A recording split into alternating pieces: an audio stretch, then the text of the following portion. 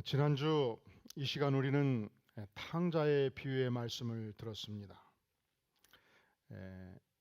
집 나간 탕자가 확실하게 불효자식인 것은 세 가지 이유 때문에 그래요. 첫째는 그 시대 아버지가 살아계실 때 재산을 요구하는 것이 탕자요 불효자식이었습니다. 그 일을 한 것입니다. 두 번째로 아버지가 물려준 이 소중한 자산들, 그 시대 자산은 100% 대부분 땅과 토지와 집이었습니다. 그것을 팔아넘기고 먼 나라로 가서 창기와 함께 전 재산을 허랑방탕 탕진한 것입니다. 불효자식이죠. 그러면 거기 있으면서 개과천선해서 열심히 막노고해서라도 재산을 일구고 가문을 일으키고 자신의 삶을 똑바로 세워야 되지 않겠습니까? 그런데 완전 알거지가 되어서, 요즘은 알거지가 되면 어디로 간다고 그래요? 서울역에 가가지고 노숙자가 된다잖아요. 노숙자의 모습으로 귀환을 한 것입니다. 그런데 보통의 아버지라면 이렇게 평생 모은 재산 물려줬더니 허랑방탕하게 몇 년 만에 다 써버리고, 그리고 알거지가 되어서 노숙자같이 돌아오면 사실은 보통의 아버지들은 이 아들을 용납하기가 어렵습니다. 이 아들을 어떻게 내 자식으로 받아들이기가 어려워요. 그래서 그런 말 하잖아요. 야 이놈의 자식아, 알거지가 되어서 올라면 내 집 마당 탄 한 평도 밟지 말거나 이 녀석아, 정신 차려라 이 녀석아. 보통의 아버지는 그럴 수 있지 않습니까? 그런데 이 탕자의 아버지는 달랐습니다. 탕자의 아버지는 하나님 아버지의 마음을 가지셨습니다. 아들의 죄가를 이미 용서하였습니다. 아들을 온전한 아들로 다시 받아줍니다. 자유로운 아버지셨습니다. 그런데 이 집안에 사실은 또 다른 탕자가 존재하고 있었습니다. 집 안에 있으면서 단 한 번도 아버지의 명을 어긴 적이 없는 자였습니다. 그런데 오늘 주님은 이 큰아들 집안의 탕자를 더 불효의 자식으로 표현하고 있어요.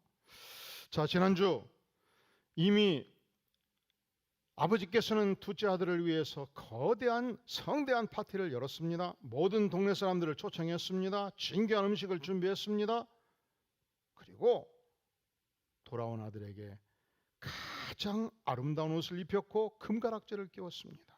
그리고 300만 원, 500만 원 자금을 들여서 그 시대 최고의 풍류가들, 우리식으로 말하면 성악가들, 악단들, 오케스트라를 초청을 해서 풍악을 올리며 모든 주민들과 함께 잔치를 벌이고 있었습니다. 이 절정에서, 이 파티의 절정에서 큰아들이 등장합니다. 큰아들은 들녘에서 장렬하는 태양빛을 받으며 허리가 휘도록 논을 메고 밭을 메고 정신없이 일하다가 헐레벌떡 돌아왔습니다. 그런데 웬일인고, 우리 아버지가 지금까지 이렇게 중대한 잔치를 벌일 때 단 한 번도 나하고 협의 없이 상의 없이 하신 적이 없는데 이 풍악 소리가 도대체 무슨 소리인고?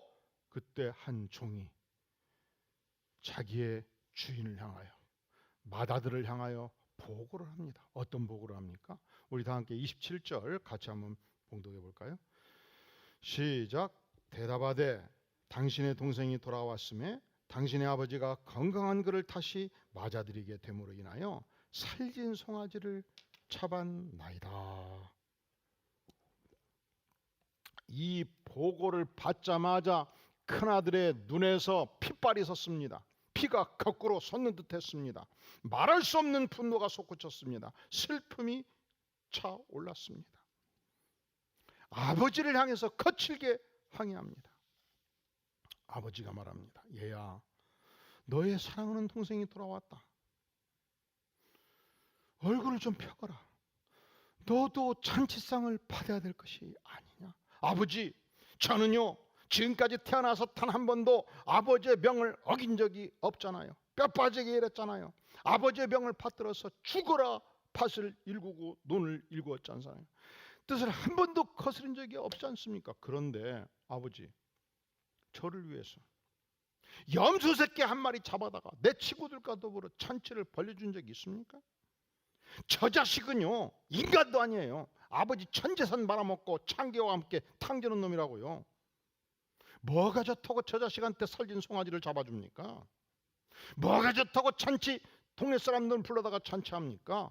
아버지가 그렇게 행동하는 걸 보면요, 제가 미쳐버려요. 이건 말이 안 된다고요. 저 자식은 집안에 발도 붙이면 안 돼요.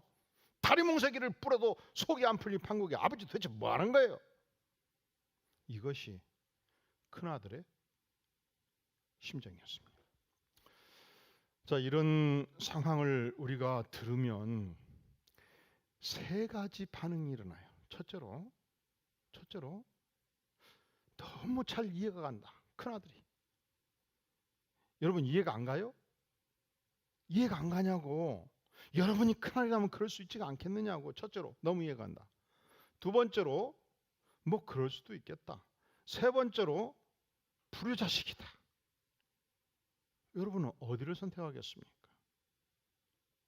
놀랍게도 우리는 이 큰아들의 심정을 잘 이해를 하고 있어요. 놀랍게도 인간이 이 상황에 처하면 큰아들과 같이 느끼고 행동할 수 있어요.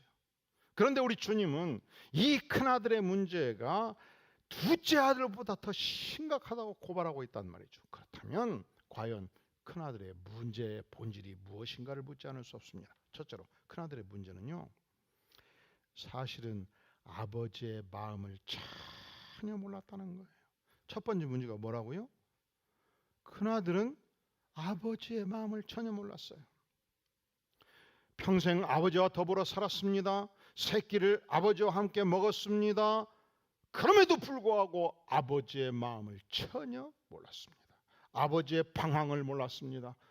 둘째가 전재산 팔아서 허랑방탕하게 외국으로 떠났을 때 그때부터 아버지의 마음은 고통이 있었습니다. 방황이 있었습니다. 둘째를 그리워했습니다. 그것을 전혀 몰랐습니다. 아버지의 행동을 몰랐습니다. 아버지가 언제부턴가 식사를 하실 때 두 숟갈, 세 숟갈을 먹다가 수저를 지우셨습니다. 먼 산을 바라보셨습니다.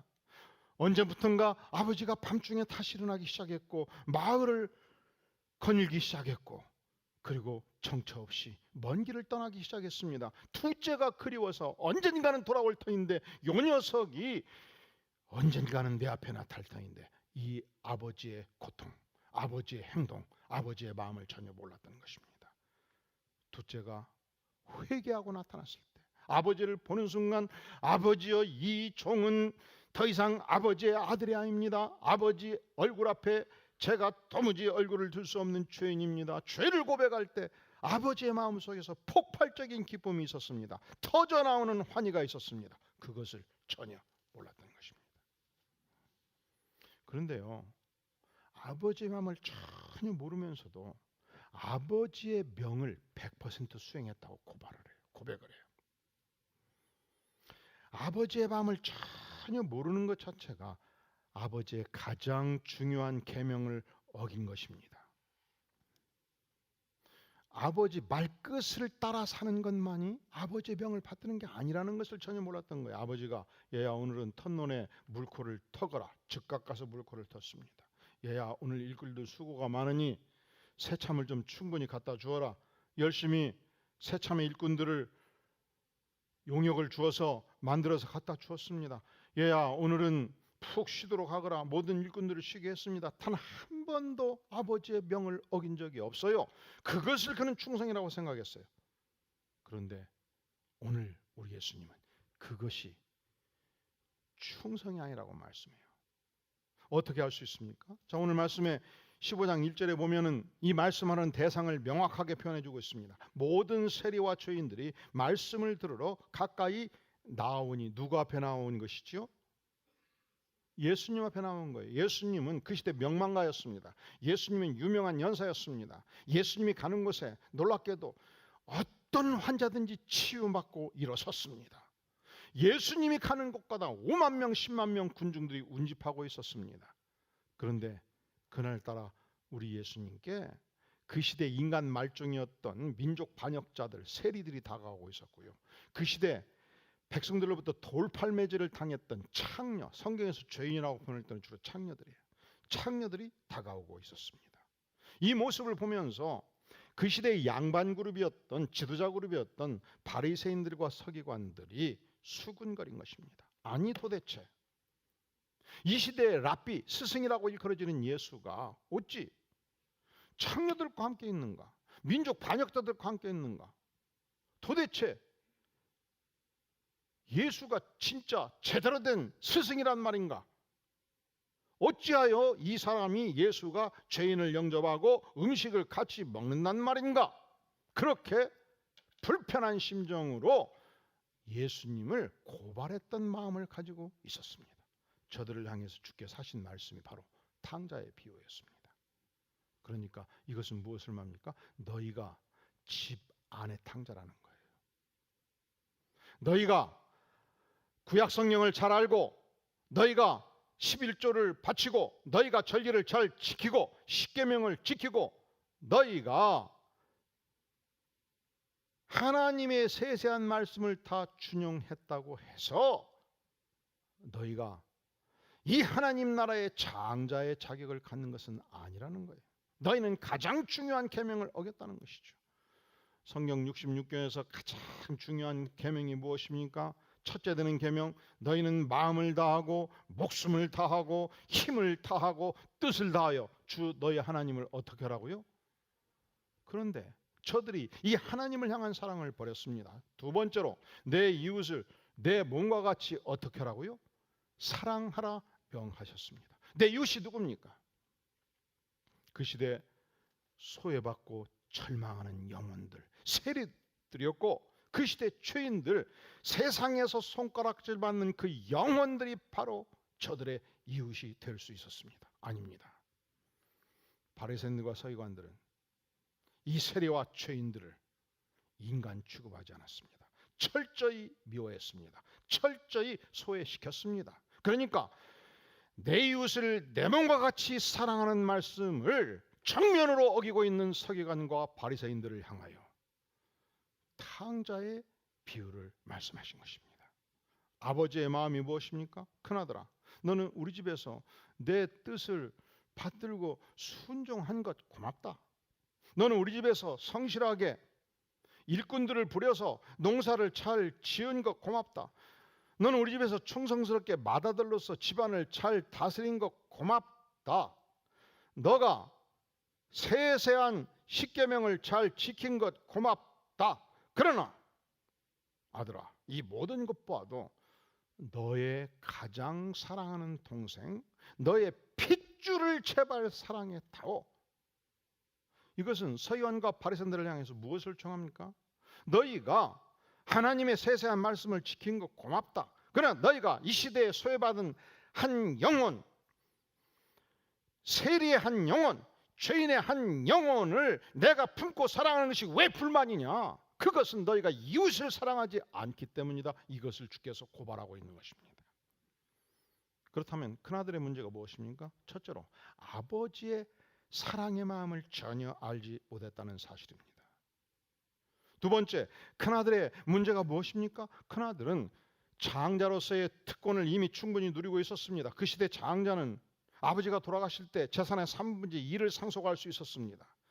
아버지 다음으로 큰아들은 집안의 어른이었습니다. 그러니까 재산 상속권과 가문의 승계권을 가지고 있었고 이 특권을 충분히 항유하고 있었습니다. 사랑하는 성도 여러분, 모든 특권을 누리는 사람들은 반드시 책임을 이행할 필요가 있습니다. 어떤 책임입니까? 동생이 집을 나갔을 때 사랑하는 동생을 찾아내서 돌봐야 될 책임이 있죠. 동생이 집을 나갔을 때 동생을 구체적으로 돌봐야 될 책임이 있죠. 동생이 집에 들어왔을 때 누구보다도 동생을 환영하고 사랑해주고 계도할 책임이 있죠. 그런 이 책임을 방기한 것입니다. 아니, 방기하는 차원에서 끝나지 않습니다. 그는 이 동생을 몰아붙입니다. 동생을 뭐라고 표현합니까? 자, 30절을 주목해 보세요. 30절에서 아버지의 살림을 창기들과 함께 어떻게 했다고요? 삼켜버린 이 누구? 아들. 이건 사실이 아닐 수도 있어요. 이건 마다들의 상상력일 수 있어요. 그리고 창기와 함께 삼켜버린 먹어버린 이 아들이 헬라어 원문에 보면 우리 주님께서 직접 하신 말씀은 당신의 아들이, 창기와 함께 먹어버린 나와 관계없는 아버지 당신의 아들이라는 거예요. 여러분이 가정에서 혹시 그런 경우 없습니까? 부인으로서 아들을 하나 낳고 딸을 하나 낳았어요. 잘 컸어요. 근데 가끔 말짓을 해요. 말짓할 때 보면 꼭 지 아버지하고 똑같아. 이 녀석이 또 말짓을 한다. 그럴 때 남편을 하나 외칩니다. 당신 아들이 꼭 당신 닮아갖고 당신 같은 짓거리 하잖아. 그러면 그때부터 이 아들이 내 몸에서 난 아들이 아니라는 거예요. 당신 아들이야, 당신 아들. 아들이 너무 귀엽고 효도하고 좋은 일 할 때는 아이고 여보, 내 아들이 이렇게 효도를 한다니까? 그렇게 표현하지 않습니까? 지금 큰아들이 그렇게 표현을 하고 있는 것입니다. 아버지, 당신의 아들이 창기와 함께 먹어버린 자식 아닙니까? 당신의 살림을 다 먹어버렸지 않습니까? 그때 아버지가 말합니다. 아들아, 내 아들이지만 동시에 너의 동생이다. 32절, 이 너의 동생은 죽었다가 살아났으며 내가 잃었다가 얻었기로 너의 동생이라고 못 박아 표현하지 않습니까? 우리가 이 안디옥 교회에서 일찍 출석해서 교회를 섬기고 헌신을 했다면 여러분들은 이 교회에 영향력을 가진 중요한 인물이라고 말할 수 있습니다. 영향력을 가진 만큼 이 교회에서 특권을 누릴 수 있습니다. 그러나 반드시 책임을 기억하셔야 됩니다. 어떤 책임이 있습니까? 후에 오신 분들이 편안하게 신앙생활을 할 수 있도록 환경을 만들고 후에 오신 영혼들을 섬기고 사랑할 책임이 있습니다. 뿐만 아니라 세상에서 잃어버린 영혼들을 전도하고 초청해서 하나님의 교회를 튼실하게 채워갈 책임이 있는 것입니다. 특권이 있으면 반드시 책임이 있고 의무가 있습니다.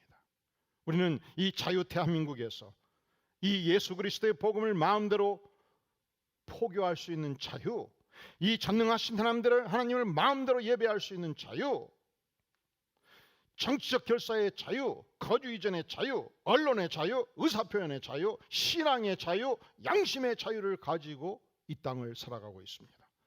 얼마나 감사합니까? 그런데 여러분, 우리가 45인승 버스 한 대 대절해서 휴전선을 2시간만 넘어가면요, 그리고 예배를 드리면요, 우리는 즉각 체포될 것입니다. 우리는 사형 언도를 받을 수 있습니다. 그 땅은 예배의 자유가 없습니다. 종교의 자유가 없습니다. 포교의 자유가 없습니다. 정치적 결사의 자유가 없습니다. 거주 이전의 자유가 없습니다. 언론의 자유가 없습니다. 신앙의 자유가 없는 동토의 땅입니다.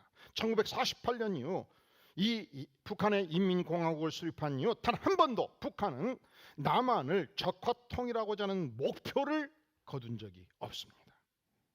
이제 북한은 핵무기를 개발 완료했습니다. 계속적 개발을 통해서 이 북한 전문가들은 적어도 북한이 핵무기를 50기에서 100기를 개발했다고 공언합니다. 북한 지도자 김정은은 전 세계에서 유일하게 3대 세습 정권을 형성했고 공모부를 공개 처형했고 이복 형님을 백주에 독살한 잔인한 지도자입니다.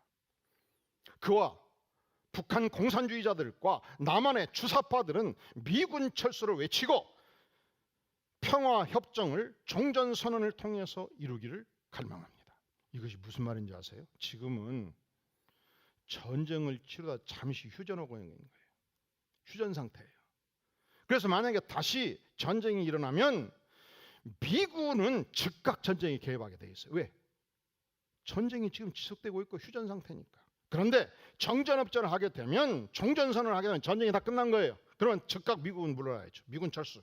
그리고 다시 전쟁이 일어날 경우에 미군이 개입을 하려면 미국의 하원 의원에서 모여서 토의를 하고 전쟁을 개입할 때 미국의 국익이 되는가 안 되는가 열정적으로 많은 토의를 거쳐서 결의를 해야 됩니다. 상원 의원이 모여서 결의를 합니다. 미국의 백악관에서 보좌관 회의를 하고 드디어 파견을 할 때 한 달, 두 달, 석 달을 보내면 이미 북한이 핵무기 3개만 떨어뜨리겠다고 위협하면 휴전선이 열리고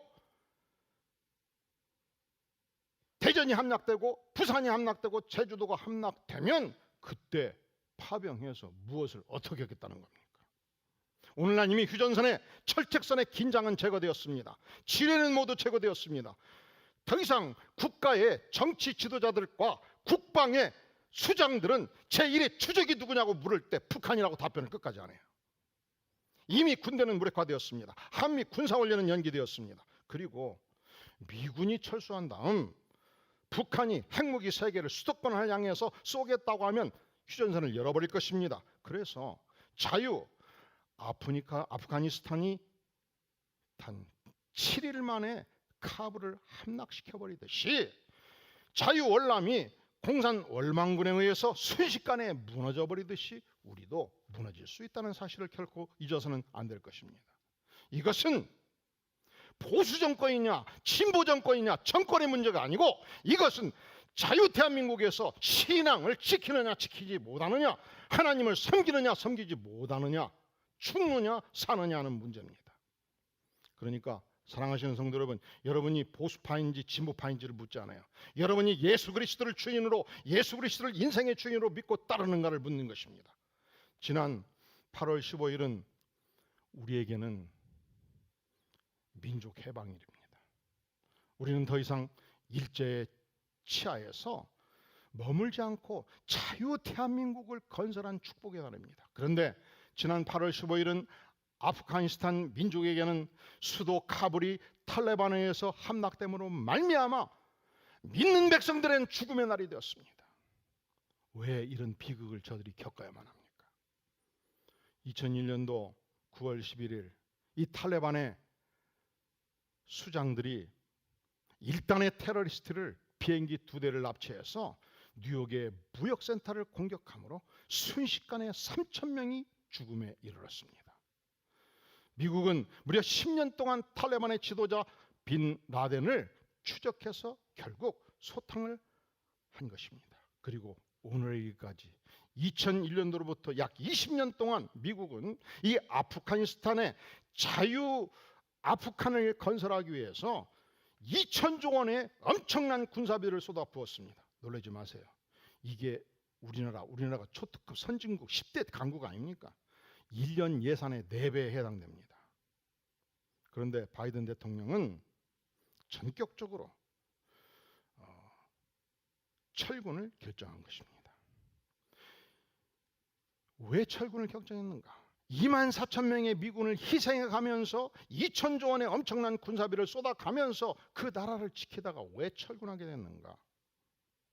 이 나라는요, 미군이 그렇게 많은 지원을 해도, 그리고 이 아프간 내의 탈레반 일정 지역을 공격하고자 비밀리에 아프간 지도자들과 날짜를 정해서 공격하고자 하면 그날 밤 이 고급 정보가 그대로 탈레반 지도자들에게 전달이 되고 있었습니다.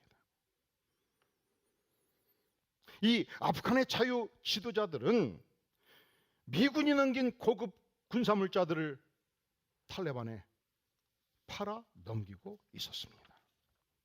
미군은 이 자유 아프간에 군대를 양성하기 위해서 30만 명의 군대 양성을 위한 봉급을 지급하고 있었습니다. 그런데 실질적으로 군대는 7만 명밖에 되지 않았고 23만 명의 허위 명단을 통해서 자금을 착복하고 있었습니다.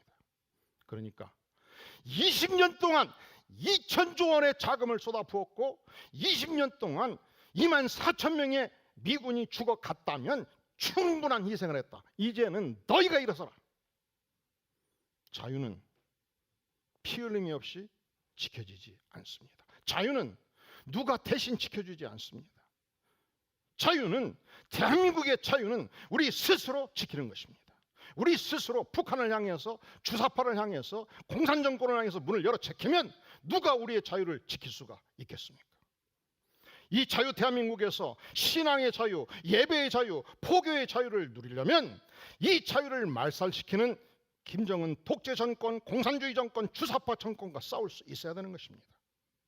북한이 핵무기로 무장하고 미군은 철수하고 우리 민족끼리 평화롭게 잘 살고자 하면 즉각 핵무기로 공격하지 않겠습니까?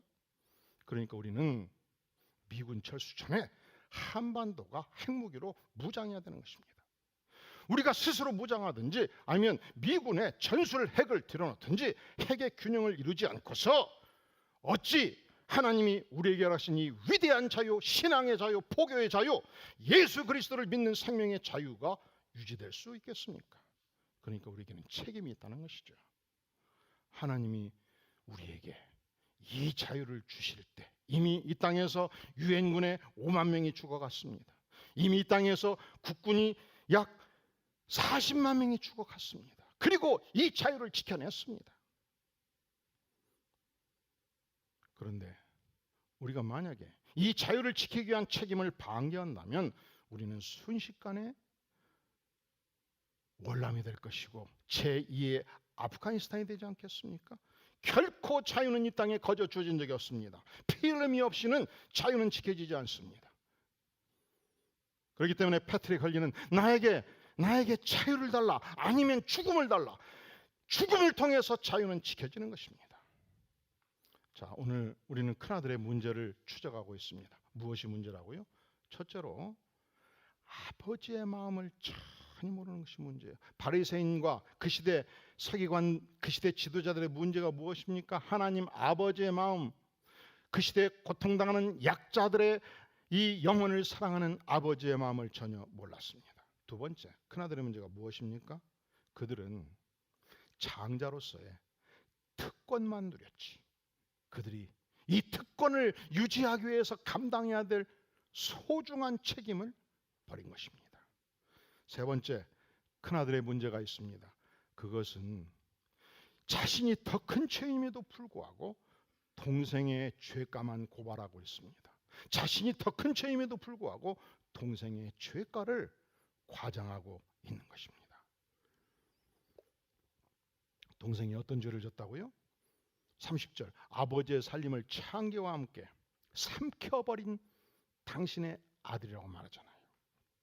근데 동생은 아버지의 재산을 탈취하려는 의혹이 아니었어요. 동생은 단 한 푼이라도 형님께 속한 걸, 형님께 상속될 재산을 달라고 한 적이 없어요. 자, 12절을 자세히 보세요.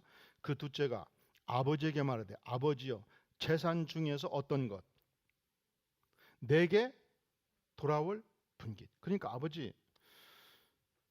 아버지께서 세상을 뜨실 때 어차피 저한테 주실 자금이 있다면 그게 단돈 10,000원이든지 1,000,000원이든지 만약에 내게 돌아올 분깃이 있다면 그걸 달라고 그랬지, 형님께 줄 걸 나한테 달라고 한 적이 없어요. 내 복만 주시라. 그런데 형은 달랐습니다. 아버지의 모든 재산은 내 것이라고 생각했습니다. 단 1원이라도 동생한테 간다면 그건 살점이 떨어지는 고통으로, 이기심의 고통이 형에게 있었던 것입니다. 자, 큰아들의 문제가 뭐라고요? 아버지의 마음을 전혀 몰랐어요. 큰아들의 문제가 뭐라고요? 그 엄청난 큰아들의 특권만 누리려고 했지 그가 감당하려는 책임을 방기했어요. 큰아들의 문제가 뭐라고요? 자기도 죄인인데, 더 큰 죄인인데 자기의 죄는 생각하지 않고 동생의 죄 문제에 집중을 한 거예요. 그걸 과장을 한 거란 말이죠. 자, 그렇다면 누가 진짜 탕자입니까? 둘째는 과거를 청산했어요.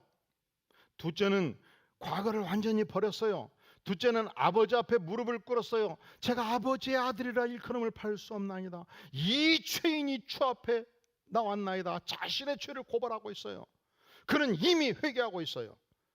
그런데 큰아들 집안의 탕자는 과거를 청산하지 않았습니다. 큰아들 탕자는 여전히 불만이 있었습니다. 큰아들 탕자는 전혀 회개가 없습니다. 그렇다면 오늘의 본문이 보여주는 진짜 탕자가 누굽니까?